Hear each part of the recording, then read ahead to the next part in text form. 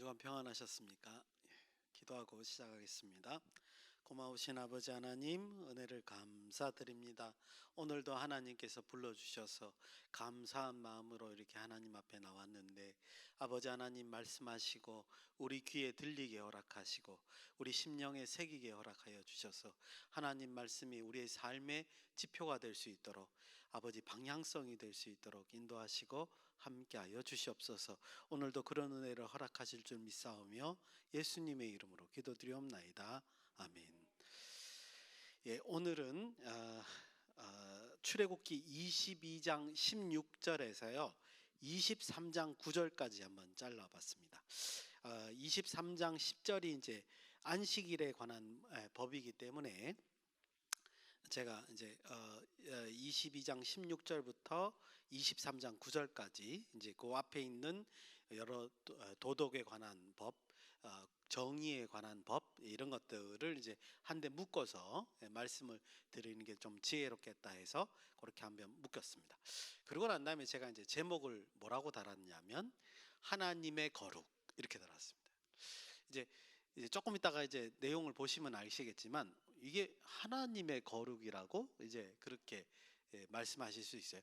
원래는 제가 처음에는 제목을 하나님 앞에 거룩 이렇게 잡았습니다. 그게 더 합당해 보이죠, 내용적으로 보면. 근데 제가 마지막에 하나님의 거룩으로 바꿨는데 그 이유가 이제 묵상을 하다 보니까 하나님의 거룩이 더 맞겠다, 이렇게 이제 제가 그 선정을 해서 이렇게 말씀을 드립니다. 주요 내용들을 보면 이제 도덕과 정의에 관한 그런 내용들이 여러 개들이 이렇게 쭉 이제 나와 있습니다. 22장 16절에서 23장 9절까지 짧게 이렇게 나와 있는데 이것들이 묶일 것 같지 않는데 이제 묶인다는 거죠. 그래서 이제 그런 내용으로 한번 살펴보겠습니다. 우리가 일반적으로 법이라는 용어를 접하게 될 때 사람들이 뭐라고 생각하기 쉽냐면요, 그 우리의 행동을 규제하는 거다, 그런 어떤 그런 형태다라고 이해하기 쉽습니다. 그런데 법이 지향하는 바는 다르죠. 우리를 규제한다기보다는 우리가 자유롭도록 최소한의 권리를 보장해 주는 게 법의 정신입니다. 그래서 그러다 보니까 이제 각각의 개인들의 자유를 일부 제한하는 거죠. 근데 그 제한은 어떤 그 통제의 목적이 있는 것이 아니라 자율적으로 모든 사람들이 그 삶의 행동이 자유롭게 지켜질 수 있도록 이제 유도하는 것이다, 이렇게 볼 수 있습니다. 그래서 법에는 무엇이 옳고 무엇이 가능한지가 이제 설명이 되어 있고요, 무엇이 불가능하고 무엇이 잘못됐다라는 것이 명시가 되어 있습니다. 이제 그러다 보니까 이제 우리가 이제 오해하죠. 우리의 행동을 제한한다, 이런 오해가 할 수 있습니다. 근데 중요한 것은 이제 이걸 통해서 우리가 알아야 될 게 이거죠. 내가 이렇게 행동을 하면 다른 사람에게 해가 될 수 있구나 라는 걸 이제 깨닫게 되는 거죠. 이제 그게 중요한 면이다, 이렇게 말씀드릴 수 있습니다. 오늘 본문도 이제 각각의 짧게 독립된 법들이, 그 명령들이 이제 나와 있습니다. 그래서 과연 이 명령들이 의미하는 바가 뭘까?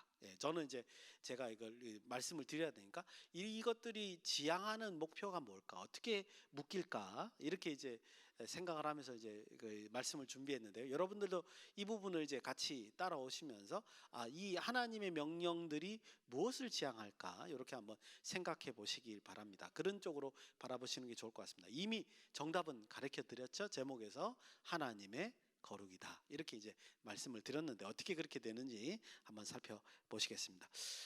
법 조항들이 어떨 때는 굉장히 간략하게 돼 있고요, 때로는 그냥 상식선의 수준에서 우리가 이해할 수도 있는 거가 있기 때문에 이제 쉬운 아주 간단한 것들은 빨리빨리 의미만 설명을 드리고, 어떤 것은 설명이 필요한 것은 제가 이제 좀 더 설명을 많이 하는 방향으로 오늘 이제 다양한 법들을 한번 말씀을 드리겠습니다.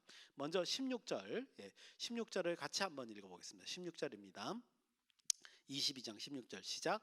사람이 약혼하지 아니한 처녀를 꾀어 동침하였으면 납폐금으로 돈을 내지니라. 아멘. 많이 느끼셨겠습니다만 이제 율법 이제 우리하고 표현이 좀 다르죠. 아주 짧은 구절인데 상당히 많은 내용들이 여기에 담겨져 있습니다. 그걸 이제 조금 말씀을 드려야 돼요. 아주 간단한 것 같지만 이 함의하는 바가 있습니다. 납폐금이라는 말은 이제 어떤 행위에 의한 대가라기보다는 결혼 지참금으로 좀 이해를 하면 좋을 것 같습니다.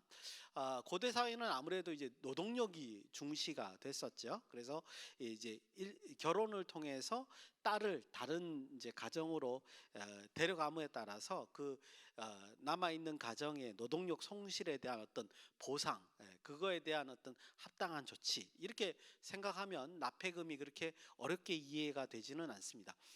참고적으로 이제 고대 근동에 이게 고대 근동의 풍습이 그 성경 내에 반영됐다 이럴 수도 있고 아닐 수 있습니다. 우리는 두 가지를 다 생각을 해야 됩니다. 근데 이제 참고를 하는 거죠. 그 당시의 고대 풍습, 즉 이스라엘 사람들이 아닌 사람들이 어떻게 생활을 했는가를 좀 볼 필요가 있는데요. 거기에는 이제 납폐금이요.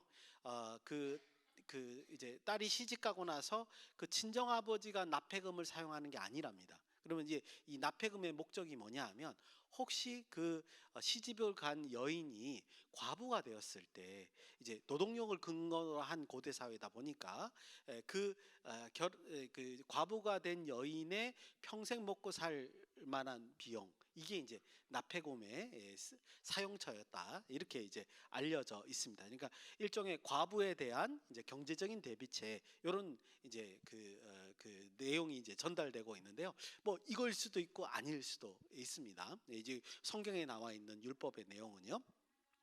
근데 이제 우리가 참고해 볼 만하죠. 그 당시에는 이런 풍습이 있었구나. 납폐금이 이런 용도였구나. 이렇게 이제 이해해 보면 좋겠습니다. 신명기 22장 22절에서 29절을 보면 오늘 이 납폐금에 대한 얘기를 조금 더 우리가 이제 성경이 뭘 말하는가 이제 살펴볼 수 있는데요. 거기에 이렇게 돼 있습니다.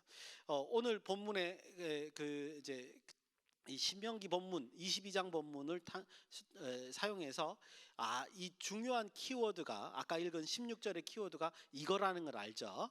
약혼하지 아니한 처녀를 꾀었다 이렇게 서술되어 있습니다. 이게 짧은 말이지만 굉장히 중요한 내용들을 포함하고 있죠. 왜냐하면 이스라엘 법에 의하면 율법에 의하면 남녀가 약혼을 하면 곧 결혼으로 간주됩니다. 그러니까 약혼은 곧 결혼입니다. 그래서 이제 결혼식을 아직 올리지 않았기 때문에 그래서 약혼한 상태에서 다른 사람과 부적절한 관계를 맺으면 그건 간음에 해당이 되고 그 두 남녀는 돌을 맞아 죽게 돼 있습니다. 이게 율법이죠.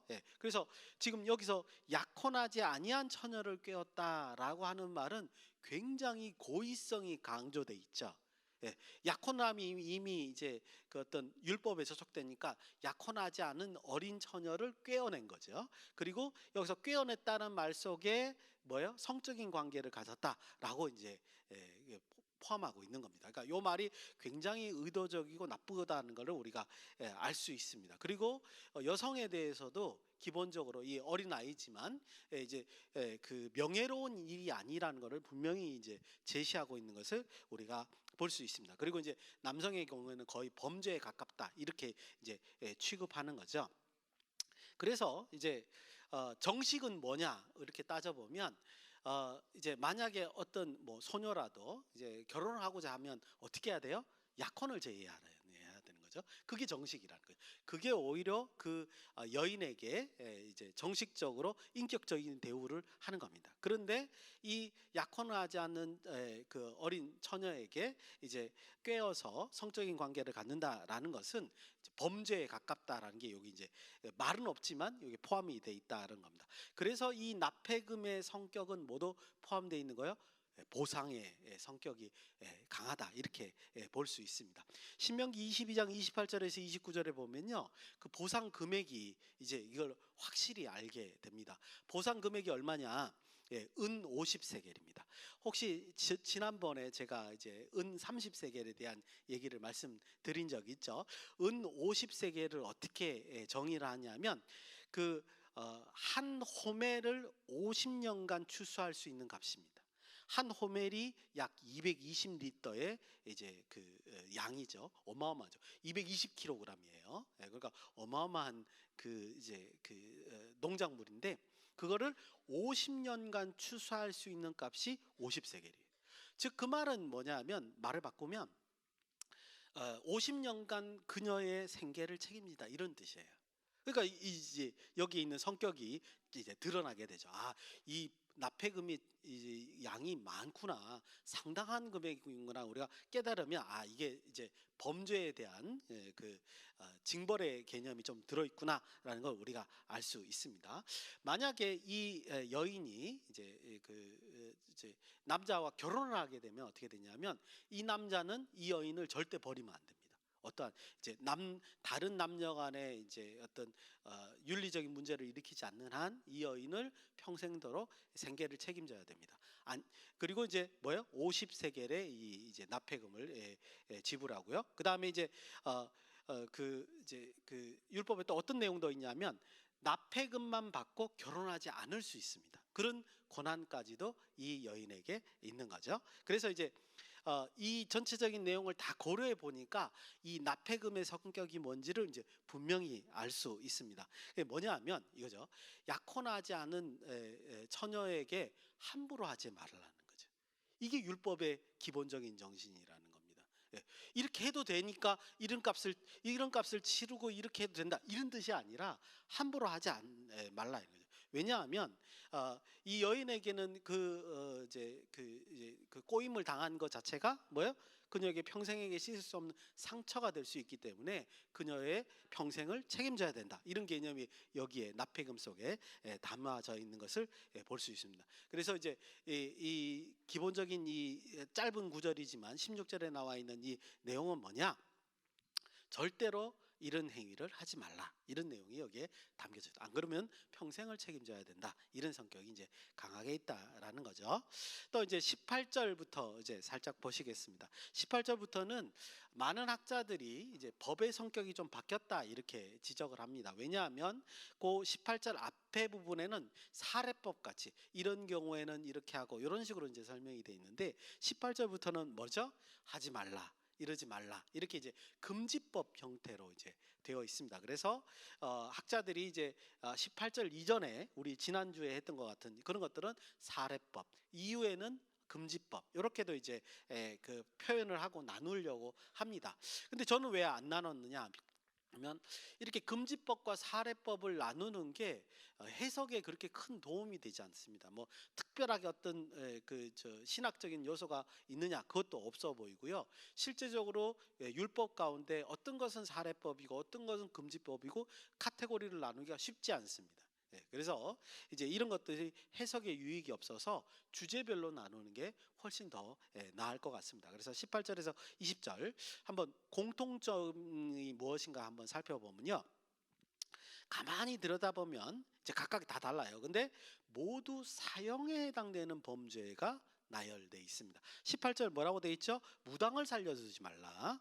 왜 무당을 살려두지 말라고 하느냐면 이 무당은 그게 이제 뭐 여호와 신이든 아니면 다른 이방 신이든 간에 오직 능력이 자신을 통해서만 나온다고 주장을 합니다. 이제 그렇게 됐을 때 어떤 문제가 생기느냐? 하나님의 권능을 이제 무시하는 결과가 있게 되죠. 그다음 19절입니다. 수간 이제 동물과의 이제 부적절한 관계를 갖는 것인데 이거는 이제 하나님이 정하신 성의 용도를 왜곡하는 행위를 말하고요. 또 일부 학자들은 뭐 어떤 내용을 말하냐면 이거는 동물 우상 숭배하고도 관련이 있다 이렇게 얘기하기도 합니다. 즉 이것도 뭐요? 하나님과 관계 속에서 지금 이제 그 수간하는 자는 죽여라 이렇게 말하는 거죠. 20절의 경우에는 뭐 다른 신을 이제 섬기는 거니까 이건 뭐 십계명에서 언급된 법이니까 언급할 필요도 다도 사실은 없습니다. 그래서 18절에서 20절의 이 굉장히 강한 이제 죽여야 되는 이 금지법에 관한 것들은 뭐냐면 하나님을 신앙하는 것과 관계가 있죠. 그리고 모두 중죄로 간주하고 있습니다. 어쩌면 이런 법들을 보시면서 이런 생각을 할 수도 있어요. 옛날에 저도 이제 권사님 한 분을 뵙고 이제 이런 얘기를 들어서 제가 구약을 전공하니까 이제 굉장히 놀란 적이 있는데 역시 시각의 차이라는 게 굉장히 다른 것 같아요. 사람들마다 권사님이 뭐라 하면 본인은 이제 구약 성경을 보기가 어렵대요. 왜 그러냐? 너무 잔인하다는 거예요. 어떻게 이렇게 잔인하냐? 꼬떡하면 죽이냐? 진멸한다. 뭐 이런 말씀을 많이 하시는데, 근데 논리적으로 따져보면 표면적으로 볼 게 아니라요. 보십시오. 이 모든 지금 세 가지 이 그 중죄에 해당되는 걸 가만히 따져보면 하나님을 경시하거나 모르게 하는 사람들이죠. 그죠? 하나님을 무시하는 사람들이에요. 예, 그러면 그 결과가 뭐죠? 본인도 이제 하나님을 무시할 뿐만 아니라 남들도 하나님을 무시하게 되는 거죠. 결국은 그렇게 끝나는 사람들이란 말이죠. 그러면 결과적으로 보면 뭐냐면 그 사람들은 우리가 이제 여호와 하나님이 살아있다고 생각하면 그분들은 죽어서 하나님 앞에 심판을 받을 거 아니에요. 그죠? 그리고 지옥으로 갈 거잖아요. 그러니까 결국은 뭐냐면 하나님을 모르게 만드는 사람은 결국은 그 자리가 심판의 자리인 거예요. 예, 그래서 그 거룩한 하나님의 백성들 무리에서 그들을 제거하는 겁니다. 이미 심판받는 개념이죠. 예, 그렇게 생각을 하시는 게 오히려 합당하다. 이거 심판이다. 이렇게 생각을 하셔야지 잔인하다. 이렇게 생각하시는 게 이제 적절치 않다라고 말씀드릴 수 있습니다. 22절에서 27절까지입니다. 아까 전에도 말씀드렸다시피 여기에는 표현이 하지 말라 이런 금지법이 되어 있는데 내용상 보면 오히려 18절 이전 같이 살해법에 비슷해요. 그러니까 살해법과 금지법을 나누기가 쉽지 않다 이 말이죠. 보면 어떻게 되어 있냐면 간단하게 21절에 보면 이방 나그네에 대해서, 22절에서 24절을 보면 고아와 과부에 대해서, 25절 27절에 되면 채무자에 대해서 학대하거나 함부로 대하거나 가혹하게 대하지 말라라고 이렇게 경계를 하고 있는 것을 볼 수 있습니다. 우리가 이제 이렇게 요약할 수 있죠. 사회에서 연약하고 소외된 사람들을 보호하자 이런 취지의 말씀으로 이해할 수 있습니다.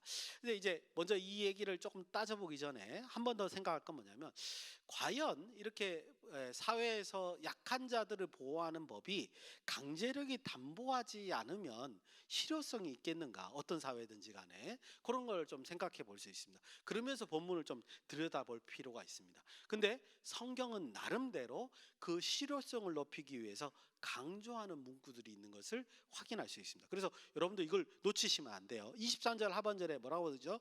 그들이 내게 부르짖으면 내가 반드시 그 부르짖음을 들으리라. 27절의 하반절에 뭐라고 그러죠? 그가 내게 부르짖으면 내가 들으리니 나는 자비로운 자임이라. 이게 왜 실효성을 높이는 문구가 되죠? 하나님의 이 역사를 주관하시는 분이라고 믿는 자에게는 이거는 뭐예요? 굉장히 강한 실효성이 있는 문구죠. 우리가 이걸 놓치기 쉽단 말이죠. 왜 그러냐면 이 말은 그 불의에 대해서 하나님이 직접적으로 개입하시겠다는 뜻이잖아요. 그거 좌시하지 않겠다 이렇게 말씀하시는 거거든요. 그러니까 이 말은 지금 여기 뭐예요? 그 사회의 약자들을 보호하라는 법 속에 하나님이 뭐라고 얘기해요? 너희가 보호하지 않으면 내가 직접 개입하겠다라고 말씀하시는 거예요. 그래서 실효성을 높이는 그런 언급을 하고 있고, 심지어 24절에 뭐라 그러죠? 노가 맹렬하여 칼로 심판하시겠다. 하나님이 칼로 그들을 사회적 약자를 함부로 하는 자들에게 심판하시겠다 이렇게 이제 언급하고 있는 것을 볼 수 있습니다. 여러분들 그래서 이 법은 그냥 사회윤리적인 관점에서 보시면 안 돼요. 사회윤리적이란 말은 이런 뜻이죠. 뭐 할 수 있으면 좋고 안 해도 되고, 그죠? 방관할 수도 있고 이런 법으로 생각하시면 안 된단 말이죠. 이거는 지금 뭐냐 하면 하나님의 명령이 직접적인 명령이고 안 하면 내가 개입하겠다 이런 뜻으로 우리는 이해를 해야 된다는 겁니다. 여기에는 어떤 의미가 들어있냐면 이런 의미입니다. 제가 종종 이런 말씀을 드리는데 율법을 이해하는 가장 기본적인 이 내용이에요. 율법을 볼 때 항상 이 생각을 하셔야 됩니다. 하나님의 선물로 주신 약속의 땅에서 하나님의 은혜를 받은 사람이 없도록 하지 말라는 거죠. 너희가 하나님의 은혜로 약속의 땅에 와서 먹고 산다면 당연히 모든 사람이 하나님이 주시는 그 은혜를 누려야 한다. 그것이 너희에게 줄 의무다라는 겁니다. 이게 당연하다는 거예요. 마땅해야 할 바라는 거. 그런 관점에서 보면 사회적 약자를 함부로 하면 절대로 안 되는 거죠. 그렇죠? 그런 점들을 이제 여기에 기본적으로 담고 있다는 사실을 기억하셔야 됩니다. 그다음 28절에서 31절까지입니다. 여기도 이제 역시 이것도 묻기가 쉽지 않은데 짧게 말씀드려요. 28절 재판장과 백성의 지도자를 저주하지 말라 이렇게 되어 있습니다. 근데 이제 여기서도 똑같이 재판장이 히브리어는 엘로힘 하나님으로 되어 있어요. 그래서 이제 그거를 넣어서 이제 생각을 해보면 이게 무슨 뜻이냐면 하나님의 권위에 도전하지 말라는 거죠. 근데 백성의 지도자들도 하나님이 뽑으셨잖아요. 그러니까 백성의 지도자들을 대항하는 것은 하나님을 대항하는 것이다라는 말이고, 재판장은 히브리어로 엘로힘 하나님이라고 그랬으니까 하나님에 대해서 그 저주하지 말라는 건 역시 하나님에 대해서 대항하지 말라로 이해해 볼 수 있습니다. 29절에서 30절은 하나님께 드리는 11조와 첫 소산에 관한 이제 조항입니다. 예물을 드릴 때 더디하지 말라, 그러니까 질질 끌지 말라 이렇게 되어 있고요. 첫 소산을 하나님께 드림으로써 전체 소산이 하나님에게 다 속했다라고 고백하는 것이다. 이런 내용도 이제 여기에 함께 들어 있습니다. 그러니까 이 모든 지금 29절과 30절은 기본적으로 뭐냐면 모든 소유가 하나님으로부터 왔다라고 고백하는 거예요. 그죠? 우리 저기 그 교회에서도 종종 이제 그렇게 하죠. 그 매달 첫 달에 뭐 1일에 뭐 헌금을 한다든지 그렇게 하는 거, 그렇게 뭐 나쁜 개념은 아니에요. 왜냐하면 이제 그 개념이 뭐냐면 우리의 모든 소유는 하나님으로부터 왔습니다라고 이제 고백을 한다면 나쁜 개념이 아니다라는 거죠. 그래서 이 첫 소산에 대한 이제 그 하나님께 드리는 것은 그런 의미를 이제 가지고 있습니다. 특히 이제 농경 사회에서는 1년 전체의 농작물에 대한 첫 소산이니까 전체적인 소득에 대한 감사가 기본적으로 있는 거죠. 그다음에 이제 31절이 우리가 좀 이해하기 쉽지 않은 거죠. 물론 뭐 지금 요새 저기 뭐예요, 그 위생적인 측면에서 보면 이건 당연히 이해가 가지만 들에 죽은 짐승의 고기는 먹지 말라 이렇게 돼 있습니다. 그죠? 고대 사회에서는 이제 어쩌면 귀할 수도 있는데 이거 절대로 하지 말라 이렇게 되어 있습니다. 그리고 이제 다른 이유가 없어요. 이 이유가 뭐냐면 이스라엘이 하나님 앞에 거룩한 사람이 되어야 된다 이렇게 이제 표현이 되어 있습니다. 거룩에 대한 개념은 조금 더 이제 나중에 말씀을 드려야 되겠습니다만 기본적으로 거룩이라는 말은 구별입니다. 거룩과 구별은 구약 성경에서는 동의어입니다. 그러니까 구별됨이죠. 그러니까 하나님의 백성으로서 세상에서 구별됨이 거룩이다 이렇게 의미하면 좋겠습니다. 그래서 이제 정리를 하면 이거죠. 너희가 구별된 사람이기 때문에 들에 죽은 짐승을 먹지 말아라 이렇게 되어 있다는 겁니다. 자, 그럼 아직 더 가야 되겠습니다. 그 다음에 이제 23장 1절에서 9절, 오늘 23장 1절 9절까지 더 봅니다. 거기에 보면 이제 내용이 많지만 제가 빨리빨리 1절에 보시면 위증하지 말라, 2절에 보시면 다수를 따라 부당한 증언을 하지 말라, 3절에 보면 가난한 자에게 송사를 편벽되이 두둔하지 말라, 6절에 가난한 자에게 송사를 굳게 하지 말라, 7절에 무죄한 자와 의로운 자를 죽이지 말라, 8절에 뇌물을 받지 말라, 9절에 이방 나그네를 압제하지 말라. 이 모든 내용을 제가 빨리 읽은 이유는 뭐냐면요, 기본적으로 23장 1절에서 9절은 저기 전제가 있어요. 전제가 뭐죠? 재판 상황입니다. 재판할 때 이렇게 불의한 행동을 하지 말라 이렇게 이제 이해하시면 되겠습니다. 예를 들어서 그 9절에 대한 이방 나그네에 대한 내용과 그 앞에 있는 22장 21절에 나와 있는 나그네 내용이 다른 점은 뭐냐면 22장은 뭐예요? 그냥 일상생활에서 나그네에게 함부로 하지 말라는 얘기고, 이 23장 9절은 재판 상황에서 나그네라도 함부로 하지 말라 이런 내용인 거죠. 그게 다르다는 거죠. 그러니까 23장 1절에서 9절은 전제가 뭐라고요? 재판에서 어떤 권리를 보호하라라는 말로 이해해 볼 수 있습니다. 그래서 이제 제가 4절 5절은 말씀을 드리지 않았는데 4절 5절도 그거에 대한 사례로 이해하면 좋을 것 같습니다. 보세요. 4절 보면 원수의 재물을 돌려주어서 불의하게 재물을 취하지 말라. 뭐 할 때? 재판할 때. 그 다음에 5절도 원수의 불행이라도 악용하여 마음의 기쁨으로 삼는 것은 결코 정의롭지 못하다 이런 말들은 정말 새겨들어야 되죠. 우리가 어떤 원수를 만났을 때 이제 우리 마음에 그 어떤 보복하고 싶은 감정이 드는 건 어쩌면 당연한지도 모르겠습니다. 하지만 그게 당연하다고 해서 그렇게 행동으로 옮기는 것, 그렇게 마음을 먹는 것이 당연하진 않죠. 그래서 그런 걸 이제 죄의 소욕을 눌러야 되죠. 여기 뭐라고 돼 있죠? 정의롭지 않다라고 되어 있다는 사실을 기억을 해야 됩니다. 그러니까 내용이 이런 거예요. 만약 원수지간이라도 함부로 대하지 말라고 명시가 되어 있는데 이웃에게, 그냥 원수가 아닌 이웃에게 함부로 대하고 악을 저지른다? 그건 있을 수 없는 얘기죠. 그러니까 재판에서는 잘못하면 사람들이 돌에 말아 죽일 수 있기 때문에, 고대법에서는. 그래서 이 재판 상황에서 만약에 불의하게 행동하면 곧 생명과 연결이 됩니다. 근데 여기서 뭐라 그러는 거죠? 이웃에게 악을 저지르지 마라.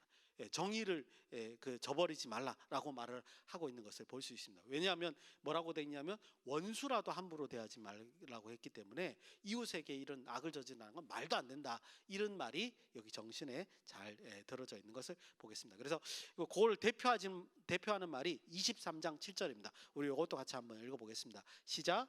거짓 일을 멀리하며 무죄한 자와 의로운 자를 죽이지 말라. 나는 악인을 의롭다 하지 아니하겠노라.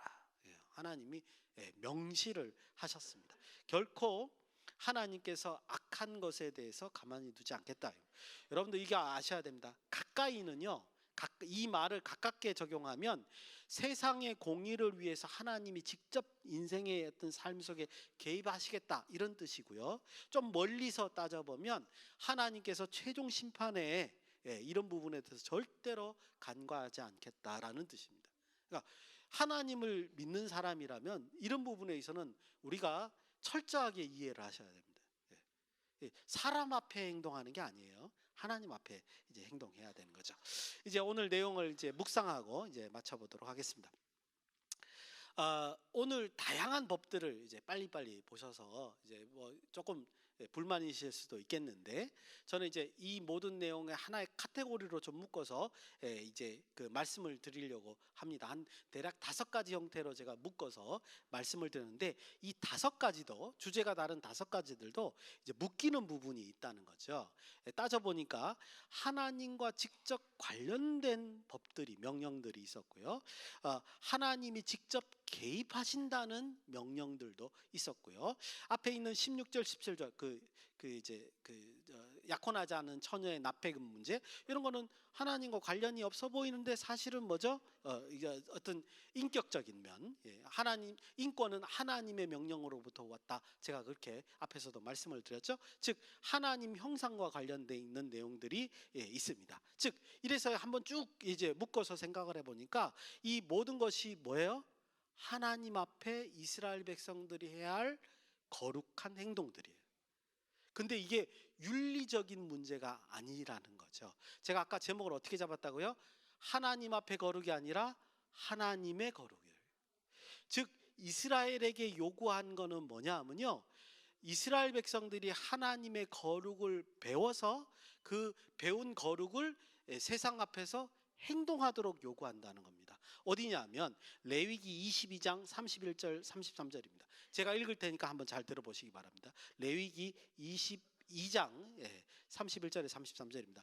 너희는 내 계명을 지켜 행하라. 나는 여호와니라. 너희는 내 성호를 속되게 하지 말라. 나는 이스라엘 자손 중에 거룩하게 함을 받을 것이라. 하나님이 이스라엘 자손으로부터 거룩함을 받으신대요. 나는 너희를 거룩하게 하는 여호와요. 내가 너희를 거룩하게 하는 사람이요, 너희 하나님이 되려고 너희를 애굽 땅에서 인도하는 자니 나는 여호와니라. 아멘. 이렇게 말씀하십니다. 여호와 하나님께서요, 이스라엘에게 거룩함을 요구하시고 거룩한 행동을 보셔서 그 영광을 받으신다라고 명시되어 있습니다. 즉 이 명령들은 결코 윤리적인 차원에서 지키고 말고 간과하고가 아닙니다. 방관해도 되고 못 본 척해도 되고 이런 것들이 아니라는 말이죠. 반드시 하나님 앞에서 실행돼야 될 것이고, 그 하나님 앞에 실행돼야 될 이 윤리적인 것은 하나님으로부터 배운 것이고, 그래서 내가 하나님과 가까워지는 것이다, 이렇게 이제 말씀드렸습니다. 드릴 수 있습니다. 그러니까 이 모든 명령들의 궁극적인 목적은 하나님의 거룩을 세상에 드러내는 것이다. 이렇게 결론 지을 수 있죠. 그래서 우리가 당장 이 율법들을 지키는 조항이다 이렇게 생각하시면 1차적으로만 하시는 거죠. 좀 더 깊이 들어가시면 이 모든 것이 하나님의 법칙, 하나님의 명령, 하나님의 거룩이 무엇인가를 세상 사람들에게 보여주는 것이구나 라는 사실을 깨달으셨으면 좋겠습니다. 그래서 바라기는 오직 성경을 통해서 하나님의 법을 이해하시고 진리를 깨달아서 하나님의 거룩을 드러내시는 저와 여러분이 되시기를 예수님의 이름으로 축원드립니다. 기도하시겠습니다. 참으로 고마우신 아버지 하나님, 은혜를 감사드립니다. 오직 하나님의 법이 우리의 삶 속에 살아 움직여 역사하여서 하나님께 영광 돌리는 우리의 삶이 될 수 있도록 인도하시고 함께하여 주시옵소서. 예수님의 이름으로 기도드리옵나이다. 아멘.